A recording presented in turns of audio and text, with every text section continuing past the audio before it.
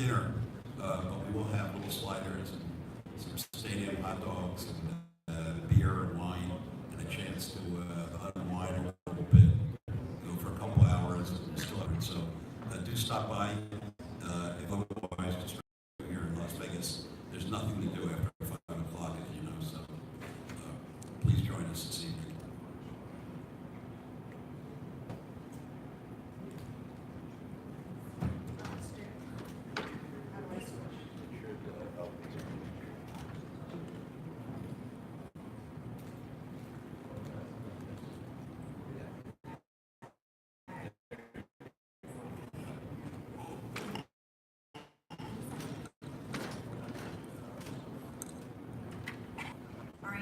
Thank you very much, Stu.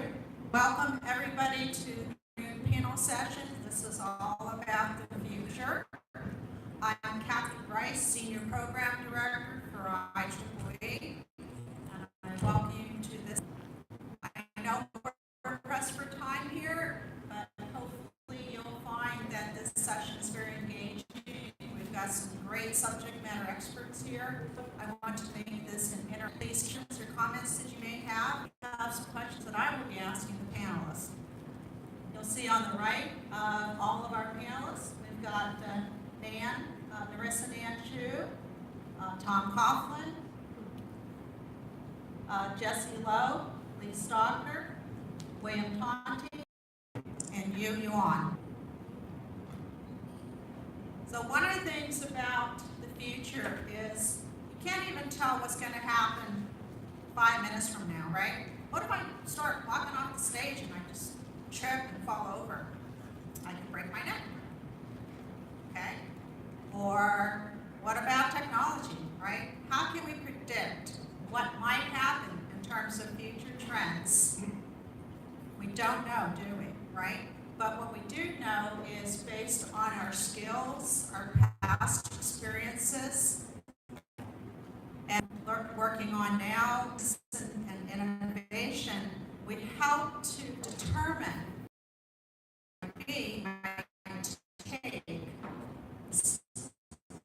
and where our new technologies might be. Our talk will be about. I'll invite Tom to come up and share his observations based on the past, the current, and the future. That's an awful lot, Kathy. So the future is what happens while you're making, happens to you while you're making other plans. A whole bunch of quotes to the future for us. So, one of our, we were asked to wear these hats here, so we're doing this, and I don't mind doing that because it's kind of fun, but I've been chair of the ICCE Consumer Electronics Society Future Member, Future Directions Committee for several years now, and I've got a few things just to get over there. We work with the larger Future Directions Committee in ICCE, which is part of the technical activities, and we've got a pretty active group. We've been involved in a number of different activities. Maybe might be the most active group, or at least an inspiration, maybe hopefully for other groups. And we've had a committee, our own committee inside the society here since 2013. And our goal is to have a bigger consumer, also to do some interesting, engaging things that help bring more people to become members of the electronic society. Some of the things we've been involved in, you hear some of these about some of these today. There's this battery mobile power initiative with the league. Lee Stockner there is going to give you a brief talk on that. We got a consumer Internet of Things. Sumia Kantidata can't be here. He's sick, and so wasn't able to come. Narissa Chu is going to talk about brain initiatives, something she's been working on. Transportation electrification, Yu Yuan, and a representative on that. Greenish hat, I think. I've been involved in cloud computing for consumers group, and also is you also been to last big ICCE on art and augmented reality, digital reality. Another fellow named Peter Cochran, our rep on that, engaged in something kind of interesting called the symbiotic autonomous systems. So, just short talk. There's a lot of really cool stuff. If you were at the CES, really interesting stuff. The way I always try to describe it, it goes flying. Things you see out there. So, electronic society, we want to be on the edge of what's going to be happening in the future that we could be working on here. Other things will be constantly in people's hands in maybe 10 to 20 years. That's kind of what we're about here. That's our future direction. Will drive the industry. So if you're interested in things and we've got a number of things we've been doing here for this week with us, if you got it that you're working on, you think deserves some more, get a hold of us about that. If you are, let me know. I think I'm the chair this year, also of the Future Directions Committee. So if not, get a hold of somebody else together. Let's create the future, and that's kind of what this panel is about. Thank you.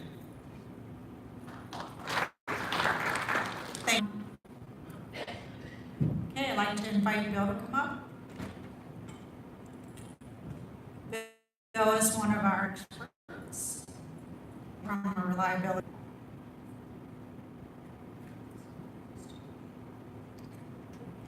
Good afternoon. I'm Bill Tonti, and I manage Directions Group, Captain and ICCE. Throw darts at me, I'm going to talk about my past. I'm a semiconductor physicist and talk about past and present. So I'm going to start with the past and kind of get you a little excited. So this slide I pulled off the internet. If you Google IBM eFuse, you'll find this slide out there, and I thought it was appropriate. eFuse was an element that I invented, I developed, I deployed, so I can take credit for it. I have no holes barred there, so that's the way it is.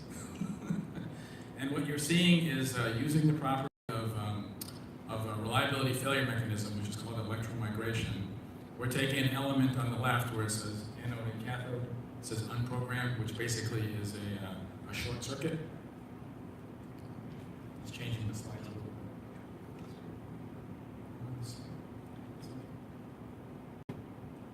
bit. Okay, so I'm looking at this element, which is unprogrammed, basically a short. I actually take it to the point of electromigration on the right-hand side. I really have a laser pointer here. Maybe this does this.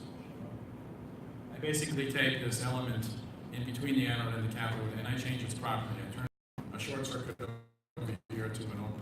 I can do all kinds of crazy things with that. So you can imagine, as an engineer working in a semiconductor environment, taking something that is not supposed to happen and integrating it in a process flow.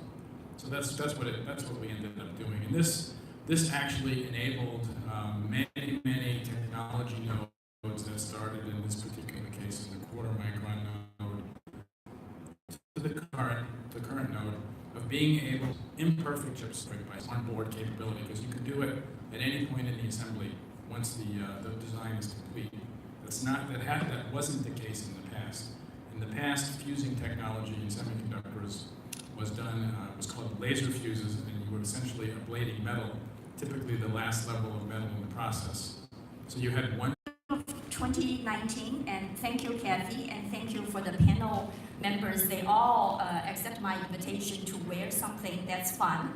And we still have a few hats and blowers on the table, and the plan is for anybody who asks questions, you can get one of those.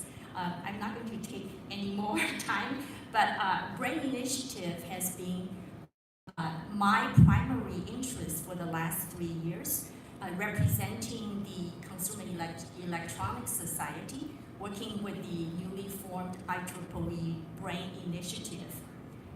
So what we have gone through is actually traversing through brain-computer interface to brain data bank, analytics and usability onto neural networks. So today, I am Narisa Nan Chu, short for Nan, together with Jesse Lowell, who sits next to Kathy. We're going to share the results of the last 3 years Brain Initiative activities, primarily in the competition hackathon, and we have brought out really remarkable results that Jesse is going to share with you, given the short period of time, but we would still like to show you some demo if the hardware works here. So let me see whether I can advance. The BRAIN initiative was founded in fall of 2015 with 3 co-chairs. The lead chair is Paul Jetta, and he's with Columbia University, together with Jose Carmeno from UC Berkeley and Jacob Robinson from Rice University. The committee is formed by many representatives from the ICCE societies and councils, started from about 13, now growing to 18. Also with strong support from ICCE Standards Association, some government agencies, international neuroethics society, and some industry members. The ICCE program manager is Singkun Hawkins, who works with and under Kathy Rice and also Bill. And the primary activities are focused on conferences, competitions, hackathons, publications, education, standards, neuroethics, and the industry alliance. So I have been the primary engine behind the hackathons, challenges, competitions. Of course, I don't run this alone. There are many people, industry research leaders in the neurotechnology area who have sponsored and organized competitions all over the world. The BRAIN Computer Initiative has been championed by the SMC Society, and activities in Europe are continuous. I've been the instrumental person behind the BRAIN Data Bank, BDB, which is really trying to foster the sharing of gigabytes and terabytes of brain information in terms of EEG and images all across the world, and also as old as dated to 1990. For the future, 2019 onward, because of the results we have generated, as you will hear more about that from Jesse, directing us to actually incorporate machine learning and incorporating also neural networks into the investigation of brain. Participants have been listed here, primarily graduate students and faculty from universities all over the world, and some startup companies.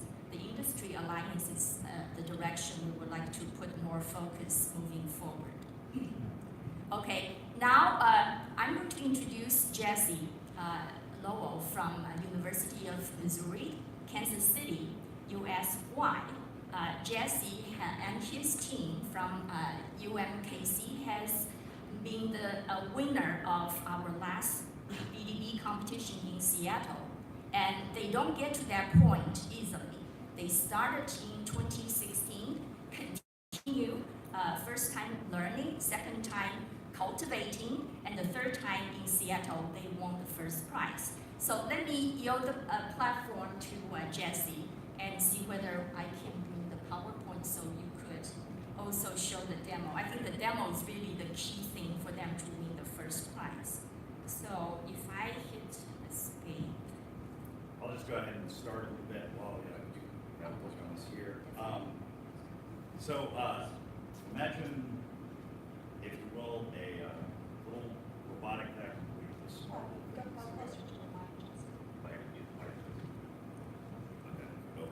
Imagine, if you will, one of those robotic activities, right? Sitting in the middle of the room, battery light kind of slowly pulsing, indicating that it's low on charge, sitting probably just a few feet from the charging station, and it can't quite muster the effort and the energy to get back to its charging station. So it seems like it can't quite make it there. We look at it from the perspective of wanting to see ourselves in objects around the world. We look at something like a robotic vacuum cleaner, we don't want to think about it as being lazy. But one of the things that we're challenged with on a regular basis is saying we're looking to replicate our own intelligence in smart devices around us continuously, but we don't quite know ourselves yet. So one of the things that I was challenged with, and my team was challenged with, as we entered into this Brain Data Bank hackathon competition that was sponsored by the Brain Initiative, is a challenge to bring together individuals working in data processing and machine learning and other fields within the paradigm of electrical, data science, and computer processing. And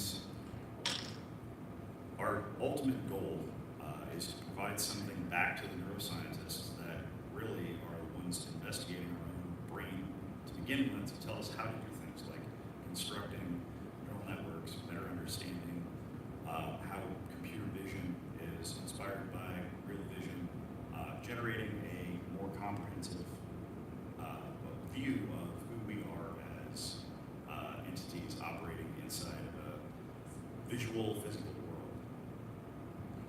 We can go on to the other slides. It's fine. Let's go back to the other slides. We'll compensate from here. So I had some animations I wanted to put together, but I'd like to just go ahead and move forward here as we're sensitive on time. The first challenge that we were involved with was a little bit more complex, but this particular challenge being this second challenge, which was started in China that we were involved with, dealt with data collected by Dr. Ngora and the team at UCSF. The data sets, the scale was fairly massive, bringing up sort of a big data type approach to the process. 41 total individuals were included in the original study in the 6-month sample that we analyzed in our first process. But looking at this from the perspective of traveling through time, mostly forward in this case, a follow-up study was done again, looking at those same individuals and the responses at a 6-year period. Now, most of this focused on the ability of older adults to interact with video games and how their brains changed as a result of their interaction with those video gaming platforms, specifically designed games to engage the brains and see how they could improve the efficiency of their mental acuity by training with multiple modalities. So driving at the same time as identifying signs versus just identifying signs, and a no contact control group. So that type of training, often called an intervention within neuroscience, is kind of the factor that we were analyzing. We were attempting to classify the elements that those particular interventions affected within the brain. So how is the brain being changed as a result of this process? Through different visualizations and different processes, traditional visualization yields that there are certain regions of the brain that, even in the initial analysis, weren't targeted as being regions that had changed strongly. Now we were able to make a comparison between the 6-month data and the 6-year data, and we were able to fairly significantly reduce the scale of the data through various processing methodologies. But one of the challenges here, and a challenge that's certainly to be faced in the future, is as we collect more data, as we have more accessibility to the data, storage, scaling, and the storage of process data is going to become a major issue for all purposes, from the processing side to projecting it back to the user side to creating visualizations. All these things amplify the scale of this data. Our process focused on putting that raw data, looking at that as the physical world operating as a biochemical phenomena, applying certain filtering and normalizing with a baseline understanding of all subjects, not considering a universal type of approach, not having to understand the entirety of all the data, worked with establishing only a baseline for each user. We then segmented or cut out certain sections, each individual event according to each trigger that was represented as the elements changed on the screen. Then we reshaped the data. One of the things that was a focus was trying to represent and trying to visually represent or process in the same way that we as three-dimensional, four-dimensional beings operate within the world.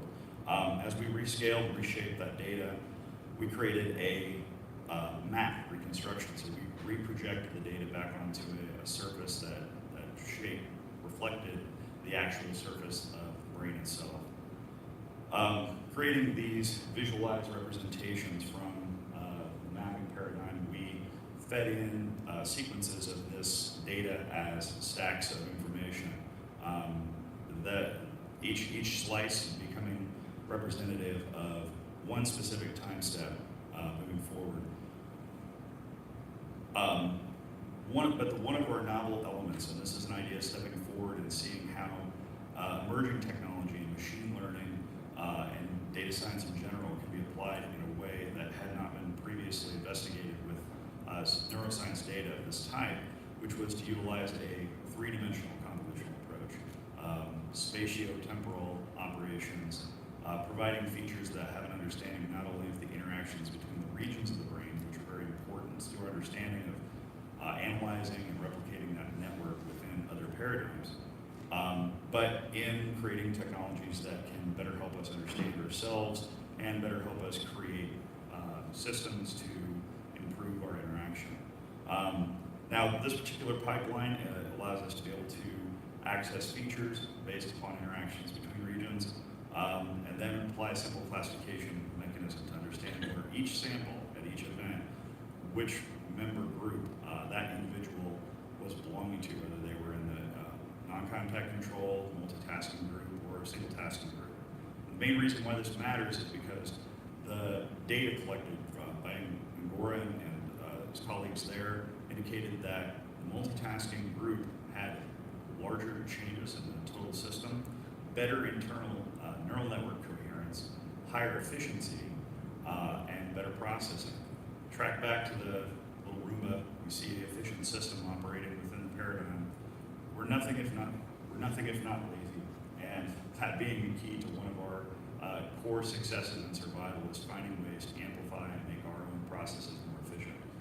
So stepping forward, one of the things that our particular group sees is being able to take data that's being produced and analyze it in such a way as to provide it back to people that are utilizing it and getting benefit out of it as efficiently as possible. And being able to leverage this notion that all this low-hanging fruit is pretty much gone. We now all need to stand with each other, lift each other up as a group, and attempt to access the next era together. Thank you. Thank you very much, Nan. And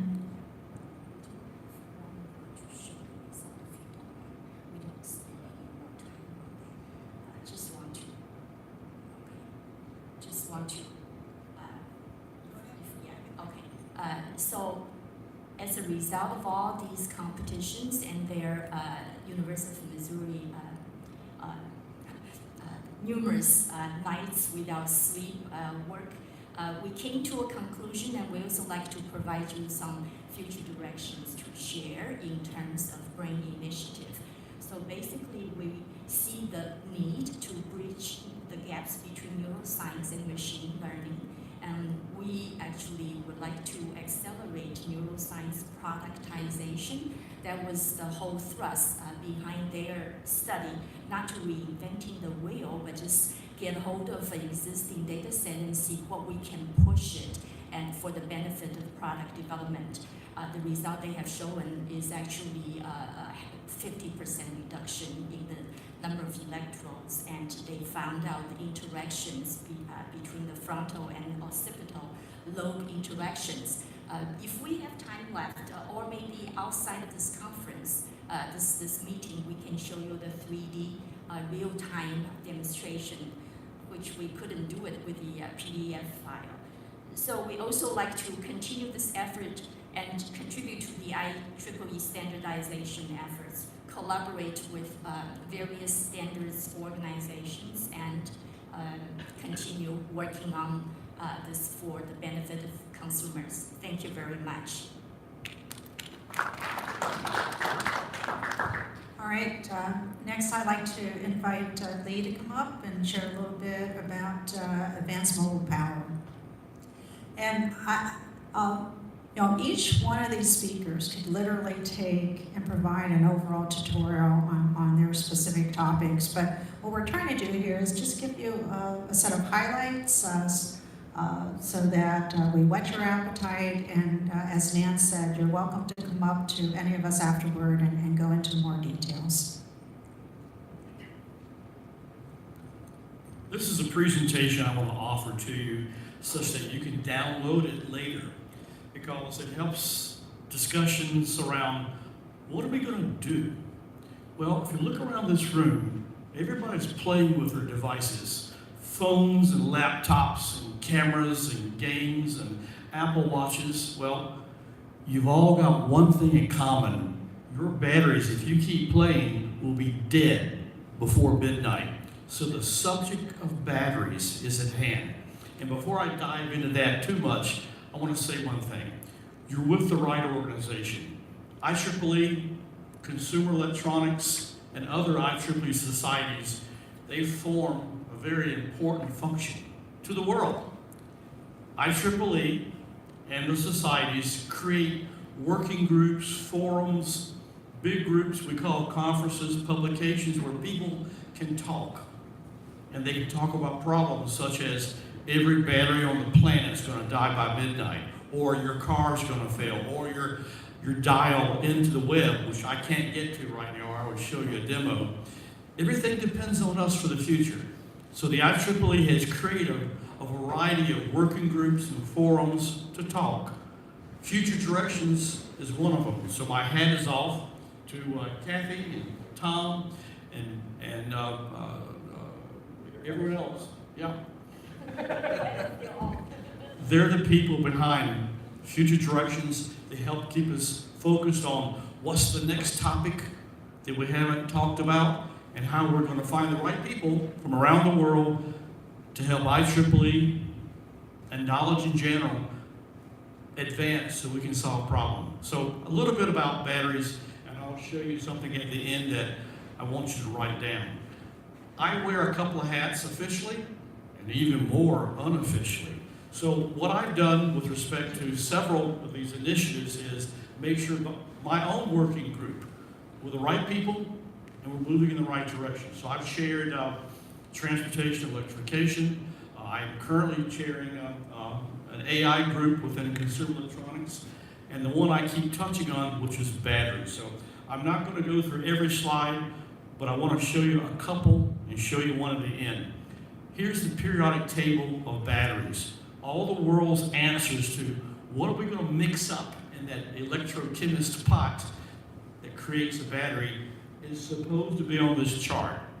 Electrochemists around the world said, this is what we have to work with, basic elements, either standalone or mixed up in some sort of compound. Well, they struggled for a long time to make the next generation of batteries come from that chart, and they ran out. But my hat is also off to electrochemists. They found different ways of combining these things to create combinations of chemistries that we never thought about. So all this started 2,000 years ago when the Iraqis created the basic battery, and they used it for electroplating and things like that. So from here, batteries advanced to the point of the lead-acid battery and sort of stalled for a while. You know, the batteries were cheap. They provided enough energy to run an electric vehicle or a conventional car for a while, and things were good. Well, just like your iPhone, the next time you buy one, your battery's not going to last as long. The next time you buy a laptop, it's not going to last as long. So the challenge to make sure that we achieve our goals increases with every generation of electronics. We may say, well, every transistor in the future requires less energy. Yeah, but we use more of them. So the net effect is zero. So really about 5 years ago, all these basic batteries that never ever changed started changing as the demand and the money involved. Everybody wants to be a Bill Gates. Why not? Well, they started working on that chart and figure out how we could do things better, perhaps even cheaper, perhaps different ways to make sure that the lifetime of the battery is more effective and conserves energy. So all of a sudden, the growth in battery technology is rising almost straight up. So the lithium battery and its problems are not going to hold us back long term. We'll have different combinations of not only lithium, but these other elements I referenced that will drive your future laptop. When? Well, we always say 5 years. That's actually a pretty good projection, but at least the technologies that are going to drive near-term things started 5 years ago. So stay tuned to people like Elon Musk and others who have the vision and the money to invest in all these things to keep your toys going. So in this presentation, we talk about all kinds of people that are doing different combinations of things. You know, sugar, paper, various kinds of graphene devices, and they're being smart about how can I use a little bit of less energy. Like there are some electronic devices that can run on your body from static electricity, and just like our friend on the screen, that's enough juice to drive future sensors that might be monitoring blood pressure or blood sugar or other things that we older Americans and others are concerned about. So here's a mechanical motion. You know, cars driving over that square thing in the pavement. Every time they pound it, the coil moves and a little bit of juice, if you will, is generated. So there's a lot of ways to create energy, and it's going to take the whole world working together, gathering this information and energy to keep us powered. So here's a way to grab RF energy out of the air. Who knew? So all these things will come together to create energy sources in the future. Here's a neat idea. If you're somewhere in the world that doesn't have electricity, you can turn the crank or wind the coil or prime the mechanical pump, if you will, and put a weight up in the air, and as it slowly comes down over the night, it makes the light light up, and your kids can read books and do their homework. So don't give up on different ways of producing energy. Locomotives can pull a big heavy train up a hill, and over the next 24 hours, that train will go down the hill and generate energy. So it's not just chemistry, it's mechanical motion, it's solar, it's wind. We're going to need all these different ways to create high-tech, low-waste batteries that, for example, I'm sorry, but that lithium battery you've got in your pocket, when it's out, it goes to the dump. And it's going to be there for 10,000 years. That's not a legacy we need to leave to the future people of the planet. So we need to have clean batteries in order to not destroy the ground for the next 10,000 years. So lots of technologies, keep track.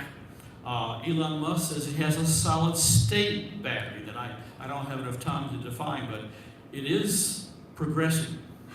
So in the future, we have to do things some like the past and sometimes better than the past. Like, here's a guy we might recognize, Thomas Edison. One of the things he created was an electric car. Again, we forgot about that and all the learnings of his generation. This particular electric car went for 1,000 miles. I don't see any of the cars doing that right now, but we'll get there. So, sodium ion, fuel cells, all these things that, this came from the 1960s. That's the fuel cell from the Apollo mission to the moon. So we have to make sure we don't lose track of technology that's sort of in motion, recombine it in different ways to power the future. So one of the things I want to leave you with is we have to keep the people in these working groups talking. Their discussions are often driven by information.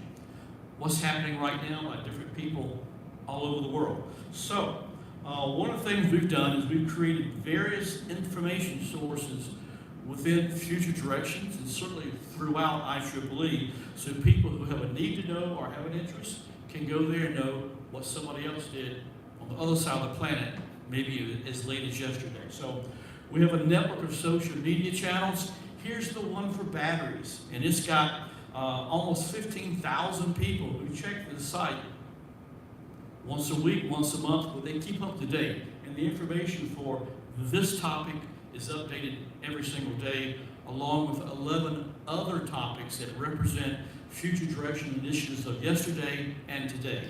Those initiatives include battery, AI, big data, cloud, transportation, electrification, a whole assortment of things. Cybersecurity is another one that we were interested in, we are interested in, and it's a fuel to keep this information process up to date, so it's important for the future.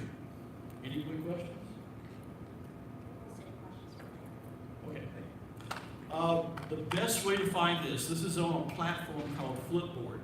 Go to your browser and search for Flipboard space IEEE, those topics, or just use my name, Lee Stockner, and you'll see the 11 technology verticals that we push on every day, and one we need that's based on innovation, entrepreneurship, and startups. It's great to have an idea, but if you don't have the spirit, the motivation, and the business savvy to do something with it, you'll lose time. So look at the innovation site for a lot of help. Thank you very much, Lee. I'd like to invite you to come up, please.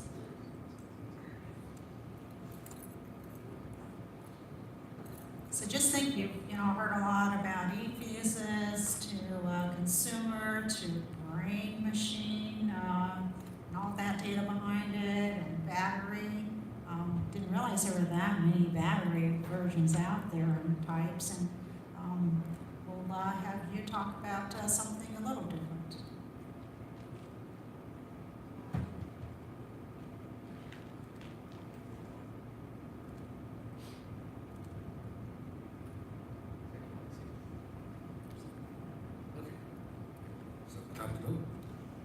So this is last half day of the entire CES show, but it's the first day of this ICCE. So if you have already looked around, especially downstairs in the exhibit hall, you might have noticed that everybody is talking about autonomous vehicles, but none of them is showing some real products about autonomous vehicles. Instead, they are using virtual reality technology to show you their vision, show you what would their product be.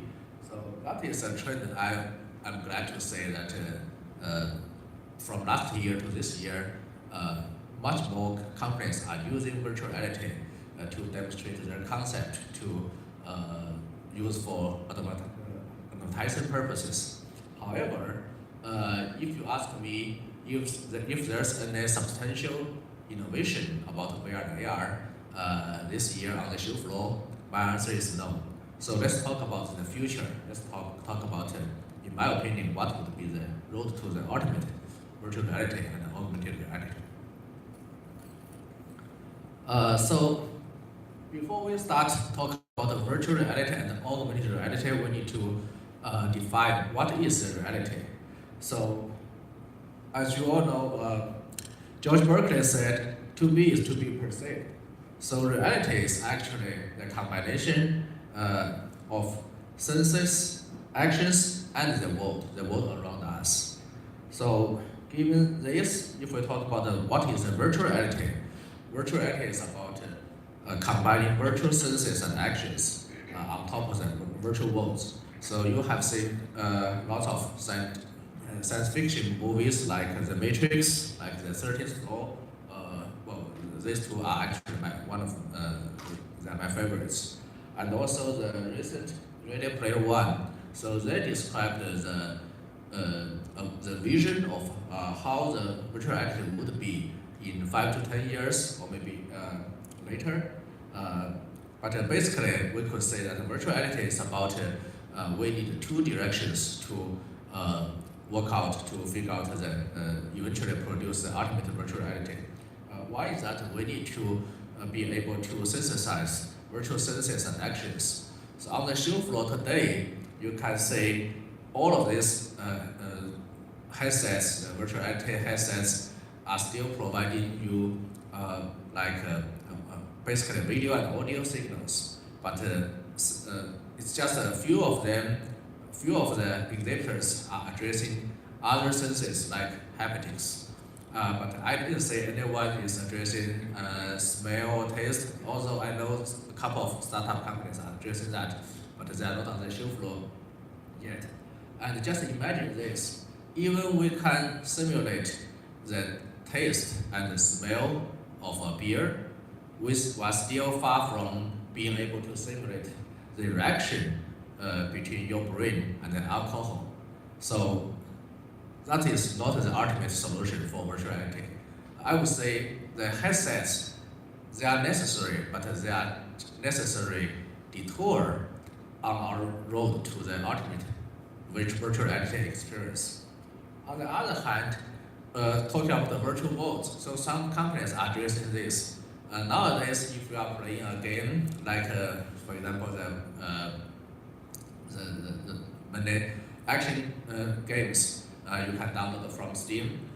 So both of these games, the objects in those virtual worlds are programmed as some of them are destructible, but some of them are fixed. Like if there's a wall, if the programmer, the developer, did not want you to be able to break that, then that wall is just constantly there. You cannot break it.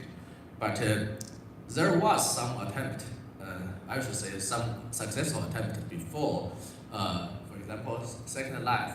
Second Life, the beauty of Second Life is that they allow people to construct new objects from some basic elements, so that the entire virtual world is could be broken down into smaller pieces. So that is the key to how we can make our virtual world indistinguishable from a real world. Imagine if you are a scientist and you are embedded into a completely immersive virtual world, and you want to figure out, am I in the real world or a virtual world?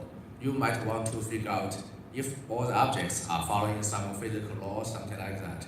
But in order to ensure that you are not able to distinguish if you are in the real world or virtual world, the objects in the virtual world have to constantly follow some physical laws and also can be broken down into smaller pieces.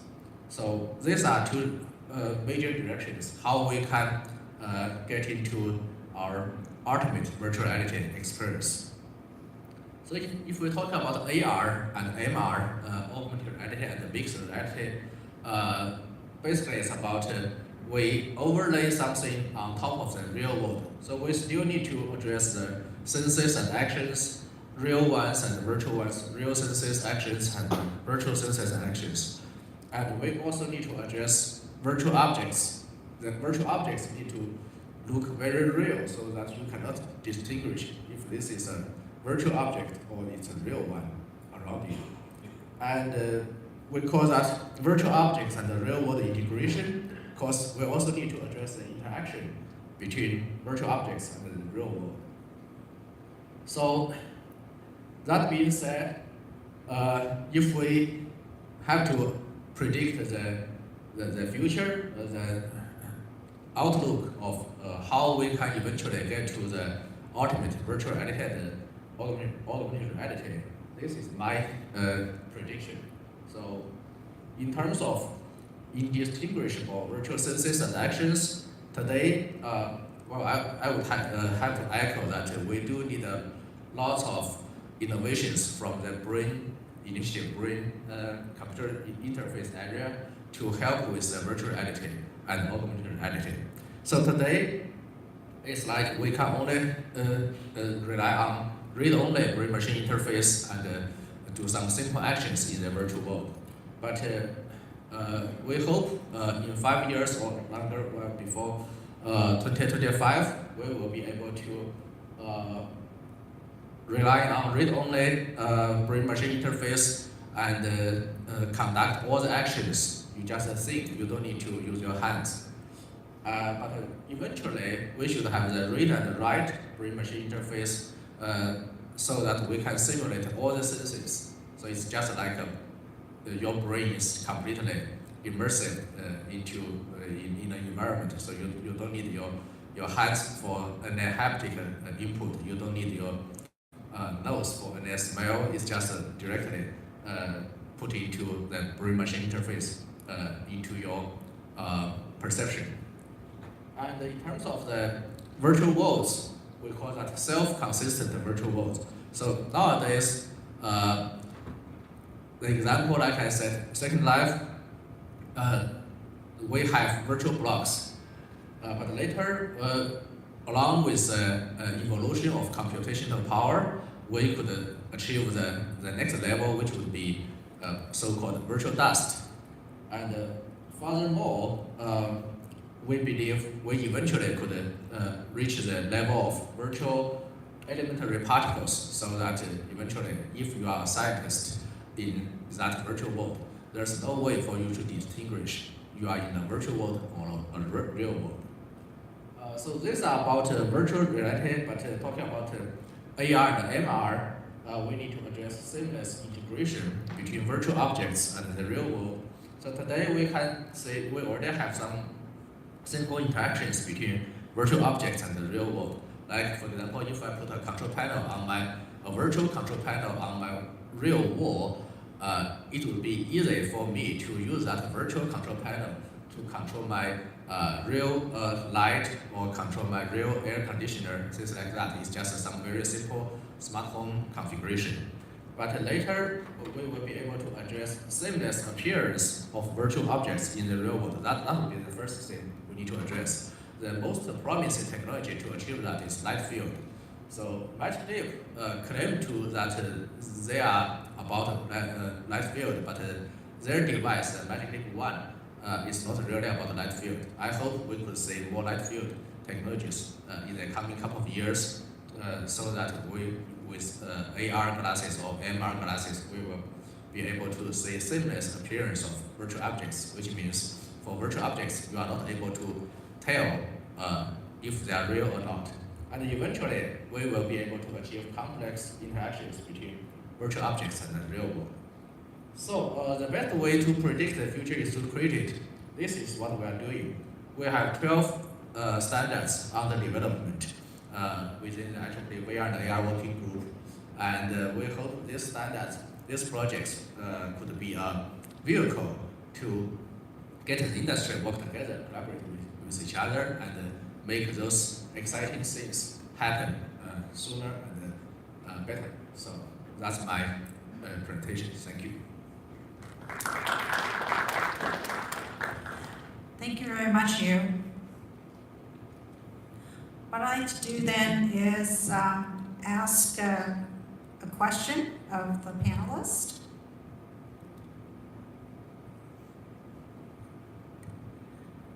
Stepping into a time machine, what new innovations do you see in the far, far future, like the year 2050? All right, Tom, what do you mean? What's your definition of far, far then? 200 years?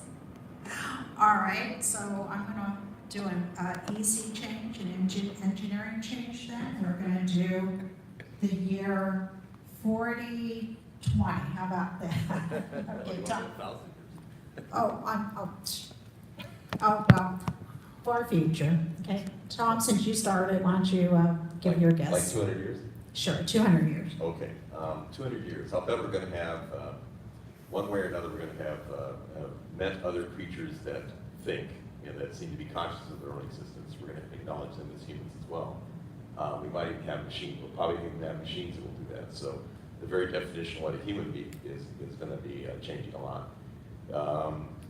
There may not be a and if I limit. may interrupt too, and yeah, since you brought about the human factor, why don't you make sure you cover that and any types of impacts to society as well? Oh, well, I mean, that's going to have all kinds of implications on what if your refrigerator is conscious, can you throw it away? For example, so there's an awful lot of moral and other things you have to think about, in terms of what that might be. And the other thing is that the way in which people interact with each other nowadays is going to change. It's going to be changing an awful lot. Who knows what kind of biases or things of that sort, or what kind of classes might be developed, and things that sort of thing. I also think we're going to be, especially go 100 years or more in the future, we'll have people living in other parts of another place in outer space, at least in our own solar system, if not starting to venture out further than that. And we'll probably have found new sources of energy beyond what we can think today, and probably will have discovered new physical laws that we're starting to get feelings of some interesting things, looking back in terms of trying to understand the beginning of the universe, and what's the dark energy, what's dark energy, what's dark matter. There may be some other things come out of that will lead to new ways of transportation or of communicating or all manner of things. So as long as people keep thinking, as long as people continue to try to find new stuff, it just seems to me that there's an enormous number of things that we could find. Like I was saying when I started, the future is what happens when we're making other plans. Want us all to do that? Well, anybody else want to comment? So And we're talking the year 2220. I'll throw that out. There you go. Okay. 20, 2220. 2220. I get confused. Is that 2040 or 2050? 200 years from now. 200 years from now. Yes. So I will be 268 years old. You still be with us? That's the whole purpose of my work in the Brain Initiative. I want to postpone forever dementia, Alzheimer.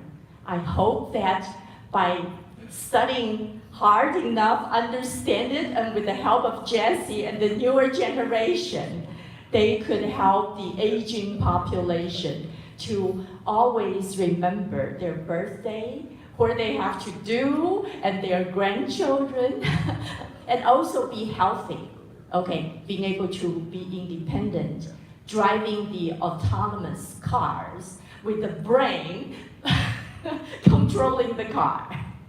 Thank you. Yes, well, let's Go ahead, Jim. Did you want to add? Sure.